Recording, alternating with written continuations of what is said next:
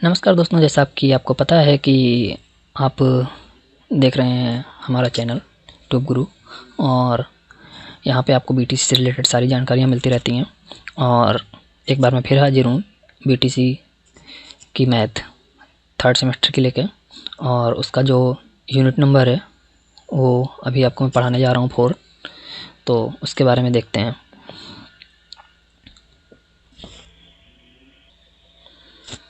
आपको बता दूं दोस्तों, अगर आपने मेरे चैनल को सब्सक्राइब नहीं किया है या शेयर नहीं किया अपने दोस्तों को तो शेयर कर दीजिए। और जिसको भी आपको लगता है कि मैथ में कमज़ोर है बीटीसी में, तो आप उसको शेयर कर दीजिए। आप उसके लिए कुछ नहीं कर सकते तो दोस्ती के नाते इतना तो कर ही सकते हैं कि अगर वो कमज़ोर है तो पढ़ सकता है।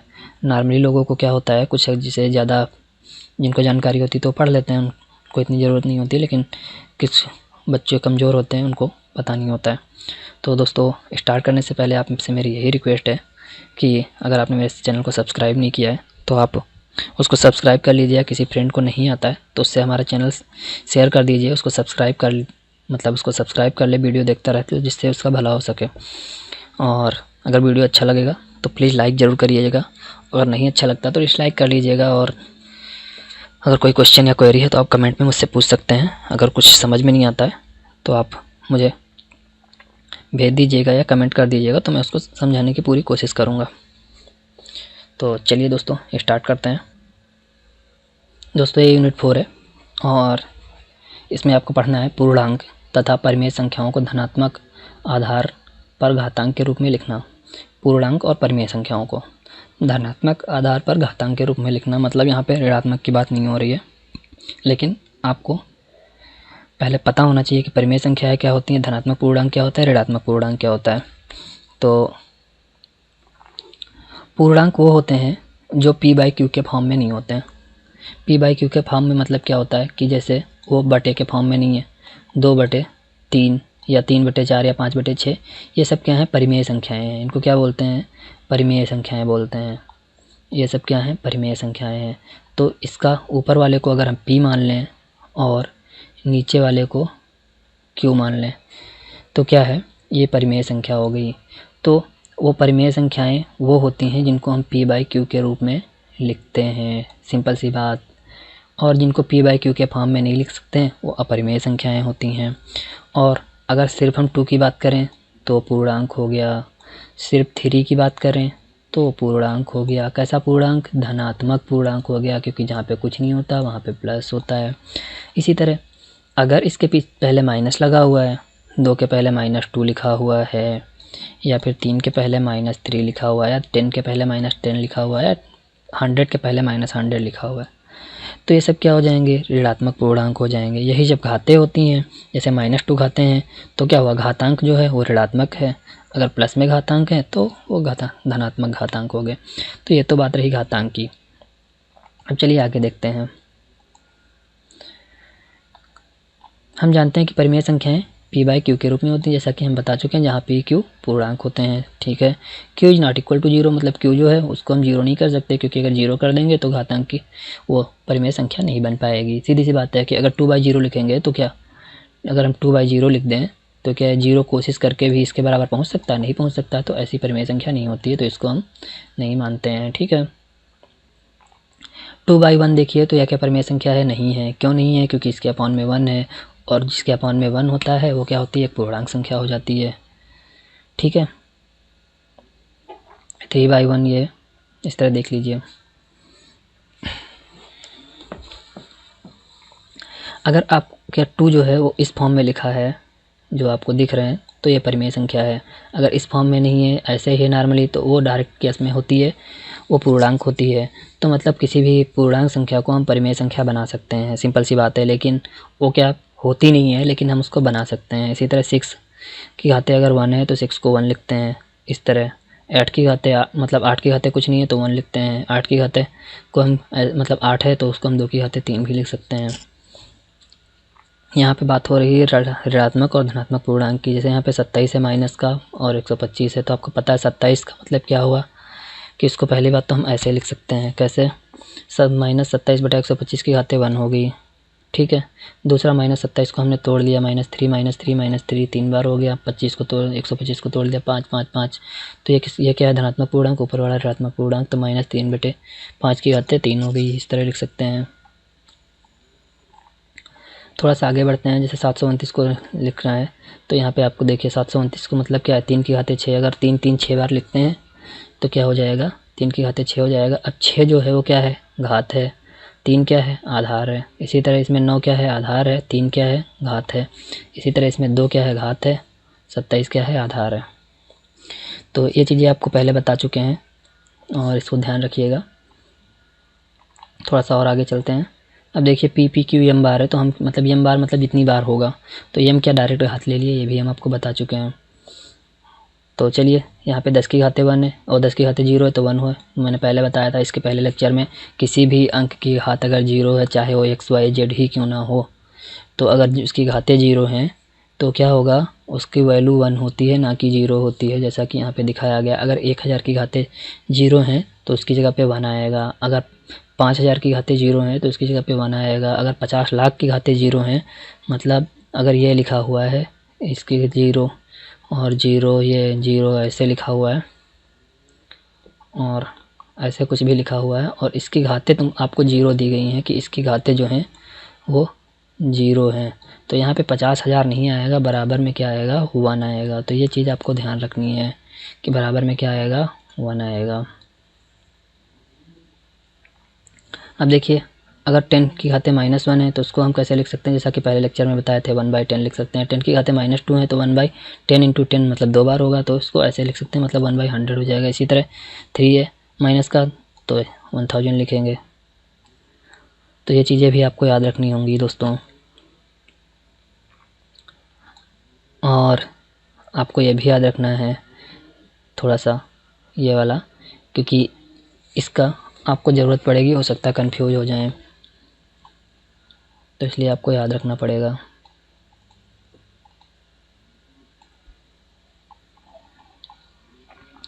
अब देखिए 3 की घातें 1, 3/3 तो मतलब 1 मतलब 0 हुआ, मतलब 1 आ गया। इसी तरह 3 की घातें -1 है तो इसको 1/2 लिख सकते हैं, 2 लिख सकते हैं तो 3 का स्क्वायर हो गया, 3 है तो 3 का स्क्वायर हो गया।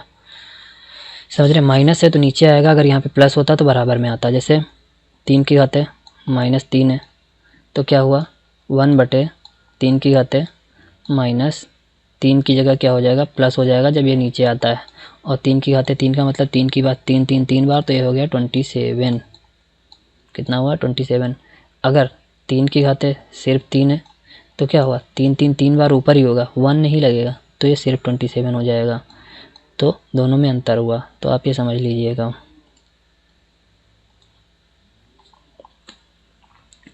अब धनात्मक एवं ऋणात्मक घातांक, घातांक माइनस का अर्थ, तो अगर यहाँ घातांक माइनस है उसका अर्थ बताएंगे और प्लस है तो उसका अर्थ बताएंगे। देखिए 3 × 1/3 1 हुआ, तो 3 × 1/1/3 तो मतलब ये ऊपर चला जाएगा, ठीक है। इसी तरह इसमें देख लीजिए, तो ये सब क्या हो गए, अगर इस प्रकार यदि एक शून्यंतर प्रमेय संख्या है तो ये इस प्रकार हो जाएगा। इसको क्या बोलते हैं, इन्वर्स बोलते हैं, रेसिप्रोकल उल्टा बोलते हैं।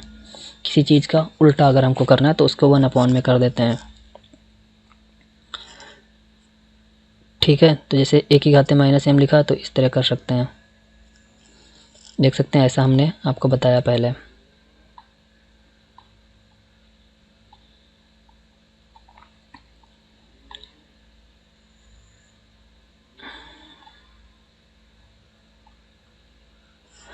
शून्य की घातें n है तो शून्य होगा चाहे जितनी बार हो, ये आपको पता होना चाहिए। बट 1/ करके होगा क्योंकि माइनस है, तो 1/0 की घातें n, तो शून्य की घातें चाहे जितनी हो वो 1/0 ही रहेगा। और वो क्या होता है, परिभाषित नहीं है, मतलब इन्फिनिटिव हो जाएगा। इसको क्या बोलते हैं, इन्फिनिटिव बोलते हैं। अब यहाँ इस क्वेश्चन को देख लेते हैं थोड़ा सा, इसमें ज़्यादा कुछ खास नहीं था यूनिट में, तो जल्दी से इसको ख़त्म कर लेते हैं। अब देखिए 3 की घातें -2 हैं और 3 की घातें 5 हैं, तो आपको पता है गुणे में था तो क्या होता है, घातें ऐड होती थी। तो हम यहाँ पे 3 की घातें क्या करेंगे, -2 + 5, क्योंकि आधार सेम है, आधार क्या है, सेम है, तो जो माइनस की उसको माइनस के लिखेंगे, जो प्लस का उसको प्लस का लिखेंगे, बस। तो -2 प्लस का 5 तो कितना हुआ 3 की घात 3 और 3 की घात 3 का मतलब 27 सही हो गया। ठीक, इसी तरह 3 की घात -2 है तो ये पलट जाएगा। देखिए यहाँ इसको करते हैं तो इसको लिख लेते हैं ऐसे।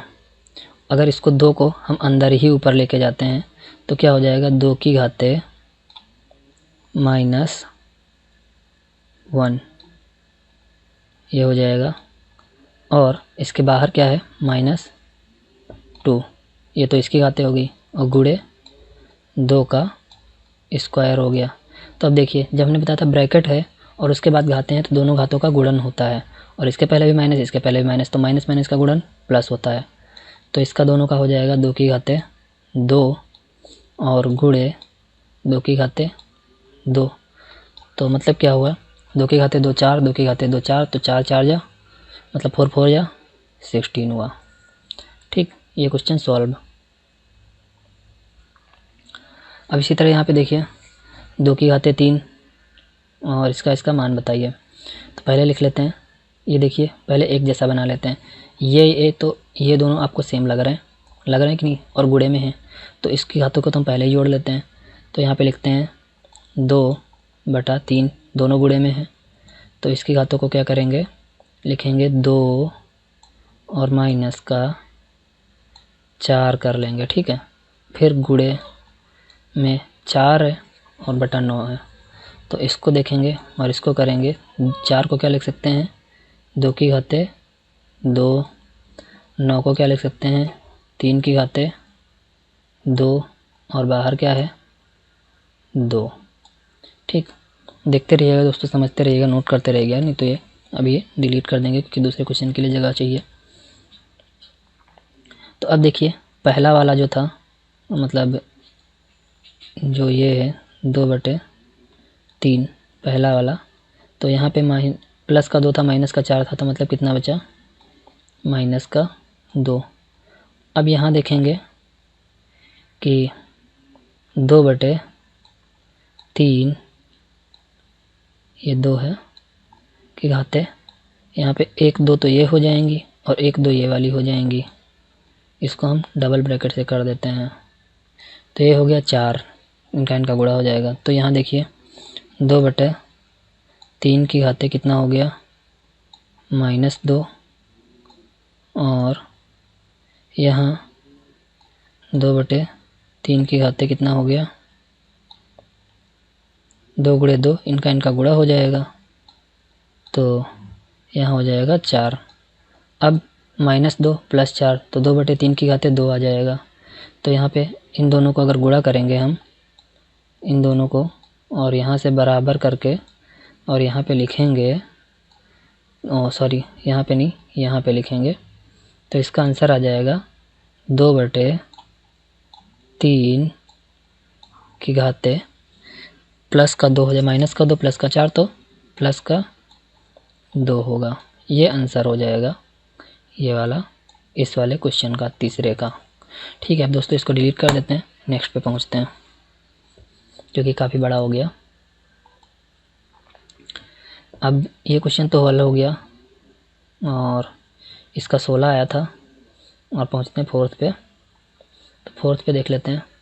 पहला 3/5 की घातें 0 है तो ये 1 हो जाएगा जैसा मैंने बताया, ये तो 3/5 ही रहेगा और प्लस ये 3/5 रहेगा और प्लस ये हो जाएगा 3 का स्क्वायर 9 हुआ और 5 का स्क्वायर 25 हुआ।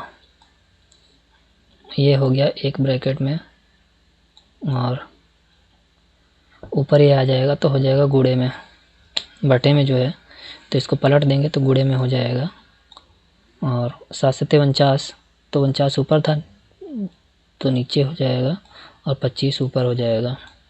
ये दोस्तों आपको पता है ना,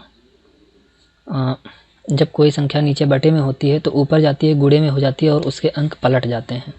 जैसे 7/5 है तो ऊपर 5/7 हो जाएगा, लेकिन यहाँ पे स्क्वायर है तो तो हम स्क्वायर कर देंगे, क्योंकि 5/7 होगा तो यहाँ पे 7 ना होके क्या हो जाएगा 49 हो जाएगा, और ऊपर 5 ना होके क्या हो जाएगा 25 हो जाएगा। क्यों? क्योंकि यहाँ पे स्क्वायर है, और जब ऊपर गुणे में जाएगा तो यहाँ पे चिन्ह भाग की जगह गुणे का हो जाएगा और ये पलट जाएगा। तो इतना आपको पता होना चाहिए।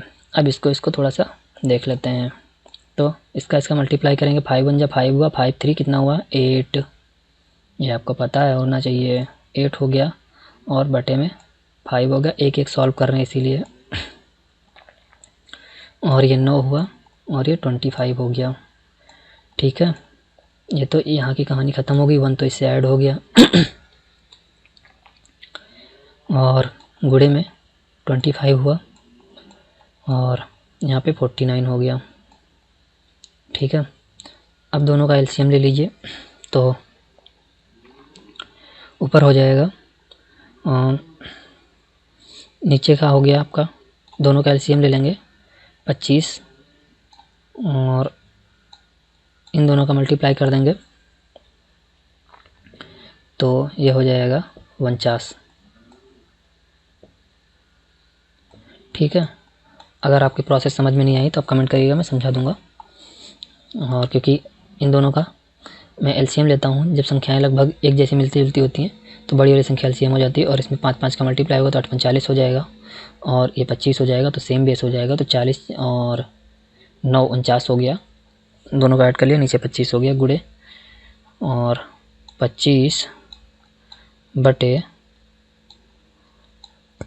49। अब देखिए 49 से 49 कैंसिल और 25 से 25 कैंसिल, तो इसका आंसर क्या हुआ 1 आ गया।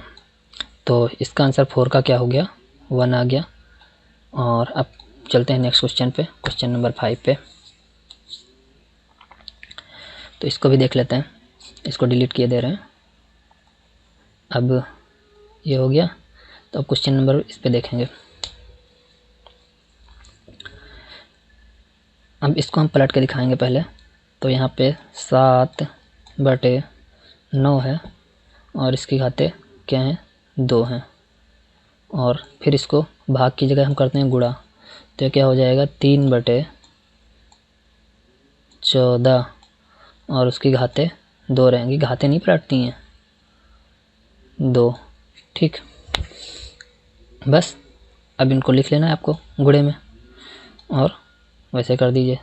इसका स्क्वायर है तो 7 गुणे 7 हुआ, नीचे 9 गुणे 9 हुआ, और फिर गुणा है यहाँ पे 3 गुणे 3 हुआ, और 14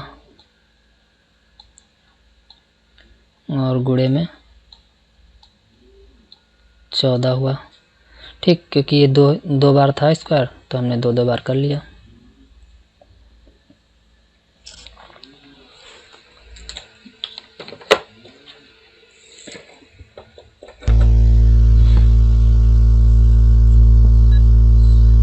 दो बार हो गया। अब देखते हैं क्या क्या कटता है।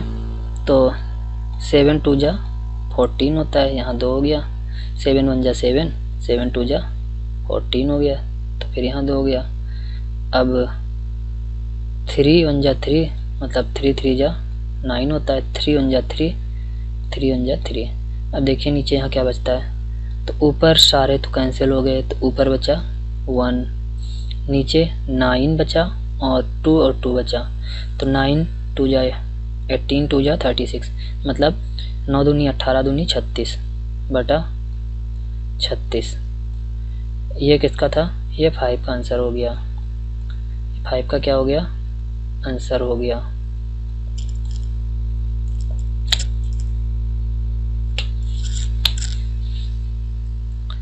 ठीक दोस्तों, अब 5 वाला आप नोट कर लीजिए। मैं क्वेश्चन नंबर 6 पे बढ़ता हूँ। अब देखिए 8 की पावर जो है वो कितना है, इस क्वेश्चन को हम यहाँ कर रहे हैं। और 8 की पावर कितना हो जाएगा, 5 - 5 आपको पता है 0 होता है। 8 की पावर कितना है 5 - 5, तो इसका क्या होगा 0 होगा, मतलब कितना हो जाएगा यहाँ पे 1 हो जाएगा।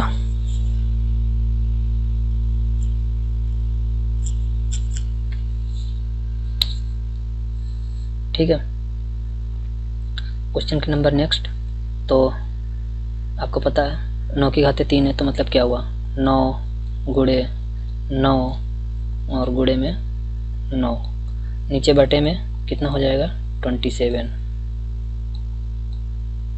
ये भी 9 है। ठीक है, तो 9 1 जा 9 और 9 3 जा 27 और 3 करने 1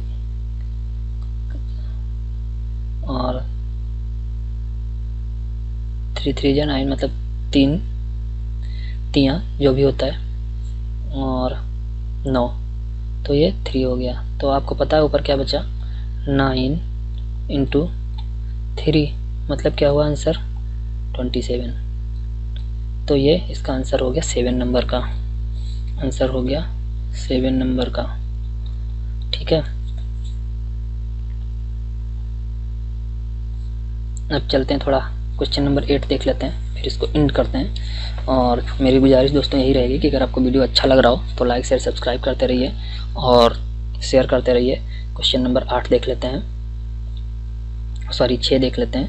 ये 8 ही है, इसमें 6 मिसप्रिंट है तो गलत हो गया, मिसप्रिंट है तो ये 8 नंबर है। इसको देख लेते हैं।